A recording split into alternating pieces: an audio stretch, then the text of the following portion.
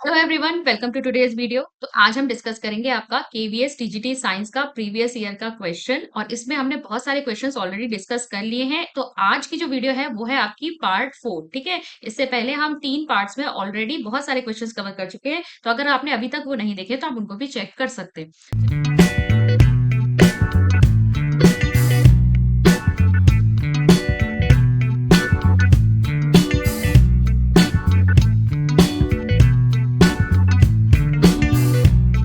चलिए आज के क्वेश्चन स्टार्ट करते हैं। पहला आपके सामने क्वेश्चन है, burning of coal is an combination reaction, endothermic reaction, exothermic reaction या डिकम्पोजिशन रिएक्शन। ये आपको दिया है और ऑप्शन में से आपको यहाँ से चूज करना है। तो बर्निंग ऑफ कोल का मतलब क्या है भाई? C+O2 will give CO2। ठीक है, अगर हम कंबशन की या बर्निंग की बात करते हैं मतलब हम उसकी रिएक्शन ऑक्सीजन के साथ करा रहे हैं, प्लस यहाँ पर आपको एनर्जी मिलती है या तो हीट या फिर लाइट के फॉर्म में। ठीक है, तो अब आप देखेंगे ये किसका एग्जाम्पल है? ये कॉम्बिनेशन रिएक्शन का एग्जाम्पल है, क्योंकि यहाँ पर दो या दो से ज्यादा रिएक्टेंट मिलकर एक प्रोडक्ट बना रहे हैं। ठीक है, तो those reaction in which two और more than two reactants combine to give a single product is called combination reaction. तो एक तो ये कॉम्बिनेशन रिएक्शन हो गई। दूसरी चीज, यहाँ पर क्योंकि एनर्जी रिलीज हो रही है इसलिए ये एक्सोथर्मिक भी है। तो यहाँ पर ए एंड सी ऑप्शन आपका हो जाएगा, तो ऑप्शन नंबर 3 होगा। क्वेश्चन नंबर 2 पे चलेंगे। All the following masses are possible for an individual carbon atom except one, the impossible one is. ठीक है, तो कार्बन के भाई आपको आइसोटोप्स पता होंगे। आइसोटोप्स कितने होते हैं? 3 आइसोटोप्स होते हैं, कार्बन 12, ठीक है, कार्बन 13 और कार्बन 14। अगर हम सिंगल एटम इंडिविजुअल एटम की बात कर रहे हैं तो उसका मास क्या हो सकता है? फिर 12 तो होता ही है। कार्बन 12 जो आइसोटोप है हमारी, इसके सिंगल एटम का जो मास है वो 12U होता है। देन 13 और 14 का भी सही दिया है, बट ये नहीं हो सकता क्योंकि ये आपका एवरेज एटॉमिक मास है ऑफ सिंगल एटम का, नहीं है एक से ज्यादा एटम्स का। नेक्स्ट पे चलेंगे, क्वेश्चन नंबर 3। यहां पर आपको दो यहाँ पर टेबल्स दी हैं, एक में आपको फिनोमिना दिए हैं, दूसरे में आपको क्या दिए? साइंटिस्ट दिए। तो आपको क्या करना है? मैच करना है, और नीचे आपको कोड्स गिवन है, उसमें से आपको सही आंसर ऑप्ट करना है। तो पहला है आपका हीटिंग इफेक्ट ऑफ करंट। तो हीटिंग इफेक्ट ऑफ करंट दिया है आपका जूल ने। Then magnetic effect of current आपका दिया है ऑर्स्टेड ने। इलेक्ट्रोमैग्नेटिक इंडक्शन आपका दिया है माइकल फराडे ने। और आपका पोटेंशियल डिफरेंस बिटवीन 2 पॉइंट्स दिया है एल्सेंड्रो वोल्टा ने। तो यहाँ पर ए के साथ जा रहा है 3, सॉरी ए के साथ जा रहा है 2, तो यहाँ आपके 3 ऑप्शंस में है। देन बी पे आते हैं, बी के साथ है 3, तो ये आपका थर्ड वाला ऑप्शन है। तो ये आपका ऑप्शन नंबर 3 सही आंसर होगा। क्वेश्चन नंबर 4 पे चलेंगे कि a boy throws a 0.2 kg stone from top of a 15 metre cliff with a speed of 20 metre per second in downward direction. The kinetic energy of the stone when it lands in a river below will be. ठीक है, तो यहाँ पर आपसे कहा है, आपको क्या चीजें दे रखी है वो लिख लेते हैं। भाई मास ऑफ स्टोन दे रखा है 0.2 kg, ठीक है। हाइट ऑफ क्लिफ दे रखी है यहाँ पर 15 मीटर। देन इनिशियल स्पीड जिससे थ्रो किया है वो आपको दे रखी है 20 metre per second, downward direction में थ्रो किया है। जी आपको गिवन है 10 metre per second square.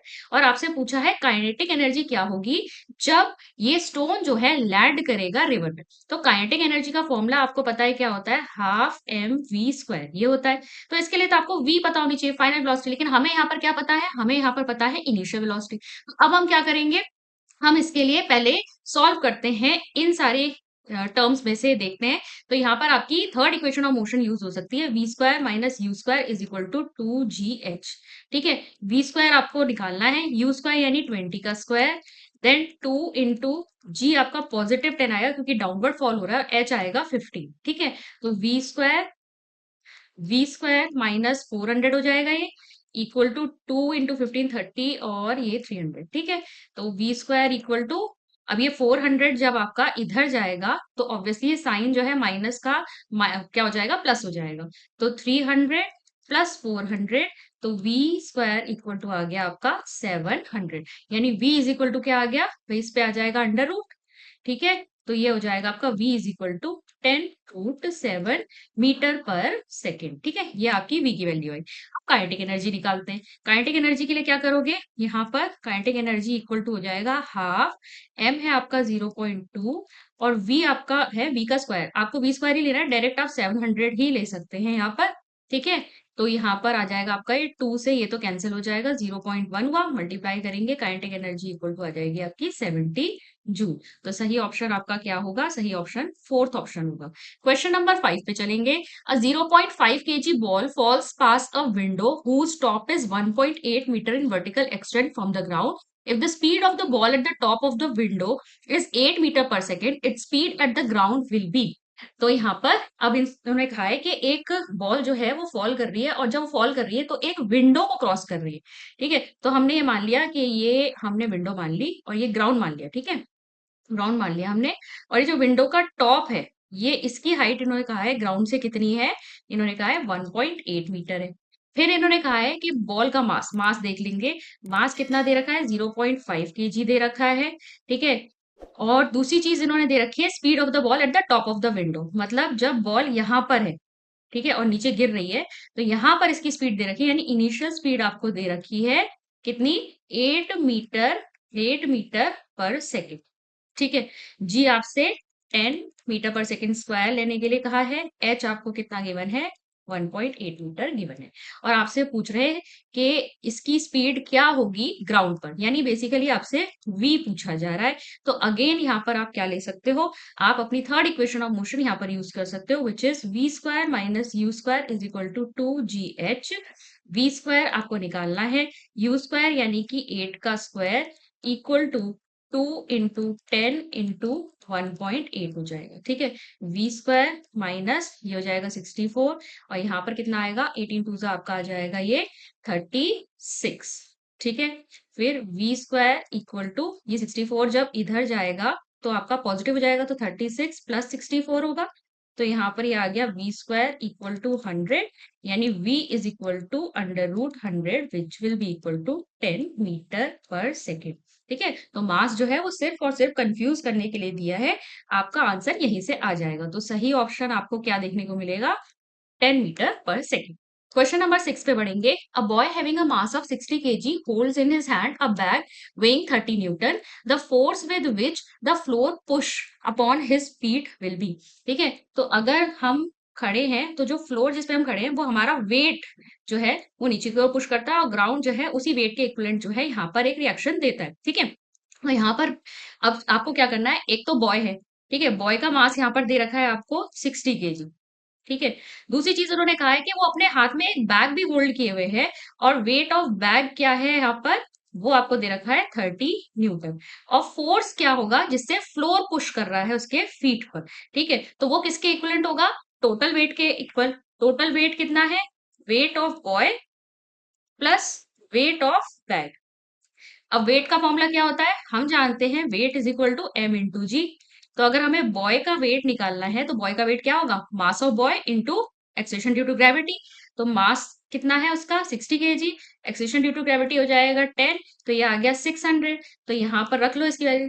Wait of boy हो जाएगा आपका 600 प्लस वेट ऑफ बैग आपको 30 न्यूटन दिया। अच्छा, 600 न्यूटन आया है, हाँ, यहाँ पर 600 न्यूटन। तो यहाँ पर 600 प्लस 30 आपका हो जाएगा 630 न्यूटन, यानी कि इतना वेट जो है ये फ्लोर के ऊपर पड़ रहा है, तो उतनी ही रिएक्शन आ रही होगी। तो सही आंसर आपका क्या है? Answer number 3। नेक्स्ट पे चलेंगे, question number 7। An 120 kg metal cylinder 2.5 meter long and with each end of area 40 centimeter square stands vertically on one end. The pressure exerted by the cylinder on the floor will be। ठीक है, तो आपको क्या given है? Again हम सारी चीजें लिख लेते हैं। यहाँ पे मास आपको दे रखा है 120 केजी का सिलेंडर है, और सिलेंडर की लेंथ दे रखी है आपको 2.5 मीटर। ठीक है, सिलेंडर कैसा होता है?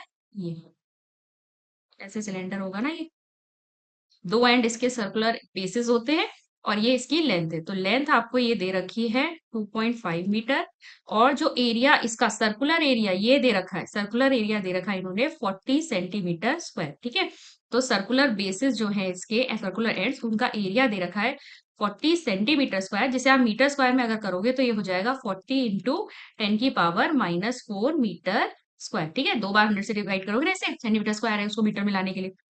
अब वो कह रहे हैं ये वर्टिकली खड़ा है। ठीक है, वर्टिकली खड़ा है मतलब ये ऐसे इस तरीके से फ्लोर के ऊपर है अपने इस सर्कुलर एंड से। तो अब वो पूछ रहे हैं कि प्रेशर कितना पड़ रहा है। ठीक है, pressure exerted by the cylinder on floor. तो प्रेशर देखो, अब हमें पता है प्रेशर इज इक्वल टू होता है फोर्स अपॉन एरिया। ठीक है, तो अब फोर्स फोर्स को हम क्या लेते हैं, फोर्स का भी फॉर्मूला आपको पता होना चाहिए, force is equal to m into g. ठीक है, मास आपको दे रखा है 120 और जी आपको दे रखा है 10, तो यहाँ डायरेक्ट वैल्यू रख लो, 120 इंटू जी है आपका 10, और एरिया कितना दे रखा है आपको, क्योंकि ये सर्कुलर बेस के थ्रू खड़ा है, तो ये आपका ये एरिया आ गया। अब बस सॉल्व कर लो यहाँ पर, तो ये 0 से 0 कैंसिल, 4 यहाँ पे 3 ज़ा 12 आ जाएगा, और ये आ गया 30, और ये आपका अगर ऊपर जाएगा तो 10 की पावर 4 हो जाएगा। ठीक है, पॉजिटिव 4 हो जाएगा। और अगर आप इस 0 को भी इसी के अकाउंट कर लो तो 3 इंटू 10 की पावर 5 न्यूटन पर मीटर स्क्वायर, ये आपका आंसर होगा। तो आंसर होगा आपका सही, आंसर नंबर 4। नेक्स्ट पे चलेंगे। A hydraulic lift in a service station has a large piston 30 centimeter in diameter and a small piston 3 centimeter in diameter. The force required on the small piston to lift a load of 2000 kg will be, और जी आपको दे रखा है 10 metre per second square. अब इसके लिए ना आप एक बार हाइड्रोलिक लिफ्ट देख लो, तो हाइड्रोलिक लिफ्ट आपकी कुछ इस तरीके की होती है। हाँ ठीक है, और यहाँ इसमें फ्लूइड भरा होता है, तो एक पिस्टन यहाँ पर आपको दे रखी है और इसका आपको डायमीटर 3 सेंटीमीटर दिया है। इस तरफ भी आपको एक पिस्टन, लार्ज पिस्टन दे रखी है, इसका डायमीटर आपको 30 सेंटीमीटर दिया है। एक बार और देख लेते हैं।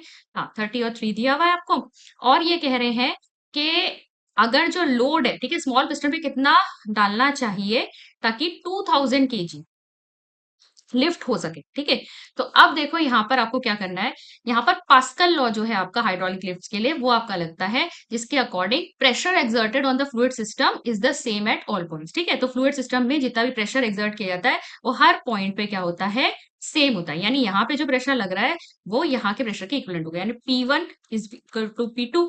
ठीक है, ये होगा आपका P1 will be equal to P2। अब प्रेशर हमें पता है, हमने किया था आपका क्या होता है, फोर्स अपॉन एरिया, यानी कि F1 upon A1 equal to F2 upon A2, ये रहेगा आपका। अब एरिया इज इक्वल टू आप कैसे निकालोगे, आपको डायमीटर्स दे रखी है, आपको पता है पाई आर स्क्वायर होता है एरिया। ठीक है, सर्कुलर जो पिस्टन होती है पाई आर स्क्वायर होता है। अब आर नहीं दे रखा, रेडियस नहीं दे रखी, डायमीटर देखा है, तो डायमीटर अपॉन 2 होगा। ठीक है, तो ये हो जाएगा पाई डी स्क्वायर अपॉन 4, ऐसे रहेगा आपका। तो यहाँ पे आप वैल्यूज रख लो, F1 is equal to pi D1 का स्क्वायर अपॉन 4 और will be equal to F2 upon pi D2 का स्क्वायर अपॉन 4। ठीक है, अब ये आपको पता है, ये सारी चीजें कैंसिल हो जानी है यहाँ से, तो क्या बचेगा final formula, F1 upon D1 का square equal to F2 upon D2 का स्क्वायर। यही चीज यहाँ पे वर्ड में लिखी भी हुई है, the force exerted by the larger piston is proportional to the force applied to the smaller piston by the ratio of their diameters. ठीक है, अब यहाँ पर सीधे हम वैल्यूज रख लेते हैं, तो वैल्यूज पे आप रखोगे तो आपका देखो यहाँ पर आपकी D1 जो आपको दे रखी थी, D1 जो आपको दे रखी थी वो थी 30 सेंटीमीटर। ठीक है, सॉरी D1 नहीं D2 लेंगे, क्योंकि यहाँ फिगर में हमने यही मेंशन किया है, तो D2 जो है आपकी 30 सेंटीमीटर और D1 जो है वो आपकी 3 सेंटीमीटर है। सेंटीमीटर से मीटर में जाएंगे तो ये 10 की पावर -2 हो जाएगा, ये भी इंटू 10 की पावर -2 हो जाएगा। बस अब यही वैल्यूज रख लेनी है। F1 आपको कितना दे रखा है यहाँ पर, F1 आपको निकालना है। ठीक है, इस पर आपको फोर्स निकालना है, यहाँ पर आ जाएगा आपका D1 का स्क्वायर, यानी कि 3 इंटू 10 की पावर -2 का whole square equal to F2 कितना है, F2 आपको देखा है। अच्छा, F2 क्या होगा, फोर्स, फोर्स क्या होता है, मास इनटू एक्सीलरेशन। मास देखो आपको कितना दिया है, मास आपको दिया है 2000 kg, acceleration due to gravity 10 है, तो लगा लो वैल्यूज 2000 इंटू 10 अपॉन यहाँ D2 कितना दे रखा है आपको, 30 इंटू 10 की पावर -2 का होल स्क्वायर। ठीक है, तो अब बस सॉल्व करना है, अब आपको खाली सॉल्व करना है। तो सॉल्व करने के लिए F1 इक्वल टू हो जाएगा आपका 2000 इंटू 10 अपॉन, ठीक है, ये चीज इधर जाएगी तो इसको भी मल्टीप्लाई में ले लेते हैं, 3 इंटू 10 की पावर -4। वैसे ये 10 की पावर कैंसिल ही होने वाली है, तो कोई फर्क नहीं पड़ रहा। और यहाँ पर भी देखो 30 इंटू 10 की पावर -4, 10 की पावर -4, 10 की पावर -4 कैंसिल, ये आ जाएगा 3 टेंजा, ये भी आ जाएगा 3 टेंजा, 10 से यहाँ पर ये कैंसिल हुआ, यहाँ से यहाँ पर ये कैंसिल हुआ, तो आपका बचा है अब F1 is equal to 200 Newton. ठीक है, तो सही आंसर आपका क्या है, option number A. For more such content, like, share and subscribe our channel. और हमारे कोर्सेज को चेक करने के लिए डाउनलोड कीजिए अचीवर्स ऐप। अचीवर्स ऐप को डाउनलोड करने का लिंक नीचे डिस्क्रिप्शन बॉक्स में। नेक्स्ट पे चलेंगे। A metal ball weighs 0.096 Newton. When suspended in water, it has an apparent weight of 0.064 Newton. The density of the metal will be, और density of water यहाँ पर given है, ठीक है। अब इस क्वेश्चन को थोड़ा सा आप क्या करोगे, समझ के करोगे। तो पहले चीजें लिख लेते हैं यहाँ पर। तो एक्चुअल वेट यहाँ पर क्या दिया है, actual weight of metal ball यहाँ पर क्या है, 0.096 न्यूटन, ठीक है। और एपरेंट वेट यानी कि जब आपने इसको किस में डाल दिया, आपने इसको पानी में डाल दिया, ठीक है, सस्पेंड कर दिया, तो आपका एपरेंट वेट हुआ 0.064 न्यूटन। यानी कि वेट लॉस कितना हुआ, ठीक है, वेट लॉस कितना हुआ है आपका, 0.096 माइनस 0.064, ठीक है, ये आपका आएगा 0.032 न्यूटन, ठीक है। दिस वेट लॉस या is equal to the upthrust, ठीक है। वेट क्या होता है, फोर्स होता है, ये अपथ्रस्ट है। अपथ्रस्ट क्या होता है, ब्यूएंट फोर्स। ये देखिए, जब आप क्या करेंगे, आपने मेटल बॉल को इसके अंदर डाला, तो जब ये इसके अंदर जाएगा तो देखो, एक तो अपने वॉल्यूम के बराबर जो है ये वाटर डिस्प्लेस करता है, जितना इस मेटल का जो है वॉल्यूम होगा मेटल बॉल का, उतना ही वाटर इसने यहाँ से डिस्प्लेस कर दिया है। और उसका जो वेट है, ठीक है, ये जो एक अपथ्रस्ट इसके ऊपर लग रहा है, वो कितना है, वो है weight of the fluid displace bye it, ठीक है। अपथ्रस्ट किसके इक्वल निकलेगा, जितना इसने वाटर डिस्प्लेस किया है उसका जो वेट है उतना ही अपथ्रस्ट इसके ऊपर लग रहा है, ठीक है। अपथ्रस्ट यानी कि ब्यूएंट फोर्स। कोई भी चीज को आप पानी में डुबोते हो तो एक अपवर्ड फोर्स जो है वो लगता है, दैट इज योर अपथ्रस्ट। अब देखो, यहाँ पर आपको निकालना क्या है, डेंसिटी निकालनी है मेटल बॉल की। हमें पता है अपथ्रस्ट क्या है, अपथ्रस्ट एक तरीके का फोर्स है, यहाँ लिखते हैं अपथ्रस्ट एक तरीके का क्या है, फोर्स है। अब फोर्स इज इक्वल टू क्या होता है, फोर्स इज इक्वल टू होता है आपका मास इंटू एक्सलेशन, ठीक है, मास इंटू एक्सलेशन, जो कि यहाँ पर क्या होगा, एक्सलेशन ड्यू टू ग्रेविटी। अब मास को भी हम क्या लिख सकते हैं, मास होता है हमेशा वॉल्यूम इंटू डेंसिटी, ठीक है, क्या होता है, वॉल्यूम इंटू डेंसिटी। तो अब हमें क्या निकालना है, यहाँ पर ये वॉल्यूम हमें निकालना पड़ेगा। ये वॉल्यूम क्या वॉल्यूम आएगा, जितना वाटर डिस्प्लेस हुआ है that will be the volume of water that is displace, और ये किसके इक्विवेलेंट होगा, मेटल बॉल के वॉल्यूम के इक्विवेलेंट। तो यहाँ से हमें मेटल बॉल का वॉल्यूम पता चल जाएगा। तो अपथ्रस्ट देखो, अपथ्रस्ट हम निकाल चुके हैं, कितना है, 0.032। वॉल्यूम हमें निकालना है। डेंसिटी हमको देखो यहाँ पर दे रखी है 10⁻3, और हमें यहाँ पे एक्सेशन ड्यू टू ग्रेविटी जो है वो लेना है 10, ठीक है। तो ये आ जाएगा आपका, अब इसको आप इधर ले जाओ, v is equal to 0.032 upon, ये आ जाएगा पर 10⁻4, 10⁻4 यहाँ आ गया, यानी कि आपका वॉल्यूम आ जाएगा 0.032 इंटू 10⁻, ये ऊपर जाएगा ना तो माइनस का 4, ठीक है। ये आपका क्या आ गया, ये आपका आ गया है volume of water displace, which will be equal to the volume of the metal ball, ठीक है। वेट हमें पता है किसका, आपका एक्चुअल वेट जो है बॉल का वो कितना है, 0.096 न्यूटन, ठीक है। Weight is equal to mass into acceleration due to gravity, ठीक है। वेट, ये बॉल की बात हो रही है, हाँ, बॉल की। Weight is equal to mass को मैंने क्या बताया था, क्या लिखते हैं, volume into density to acceleration due to gravity.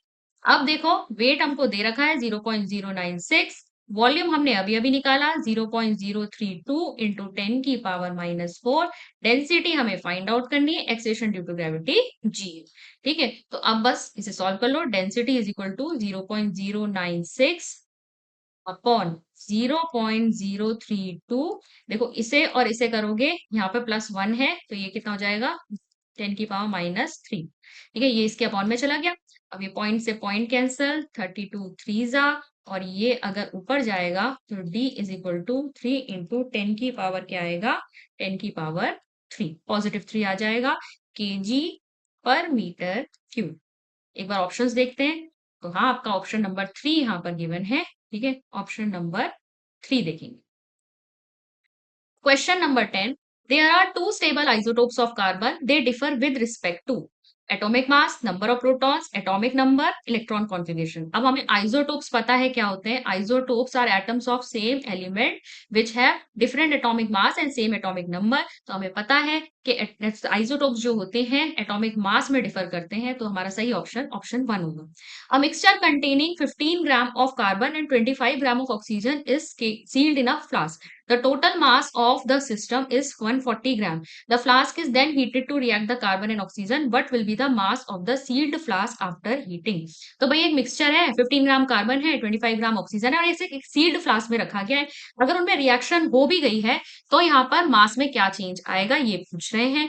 तो आप देखिए इसमें आपका लगेगा कौन सा, law of conservation of mass. Law of conservation of mass क्या कहता है, ठीक है, मास can neither be created not be destroyed.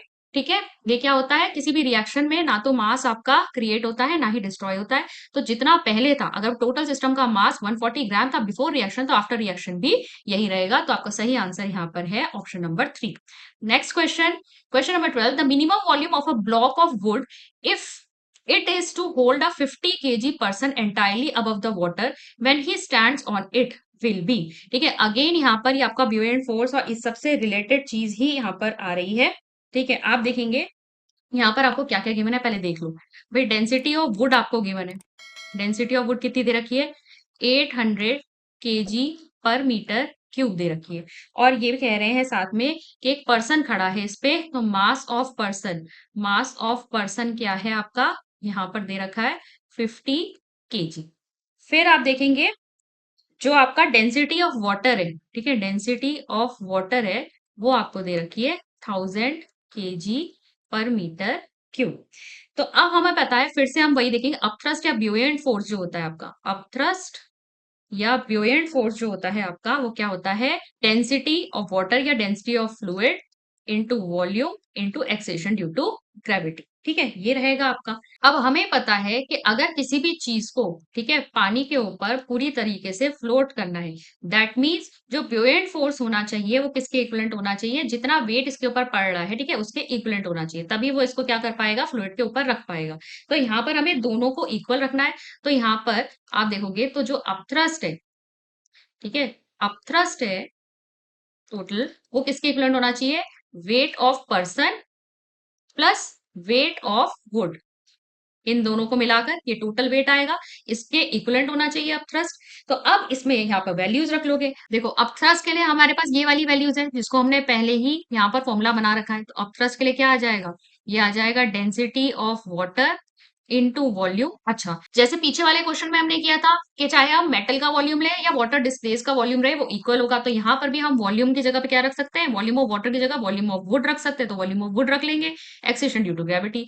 अब पर्सन का जो वेट है वो कितना होगा, उसका मास है 50 इंटू हम इसे कर देंगे जी, प्लस वुड के लिए अब हम वेट निकालेंगे, तो वुड के लिए सेम चीज हमारी रहेगी, डेंसिटी, ठीक है, density of wood into volume of wood into ji.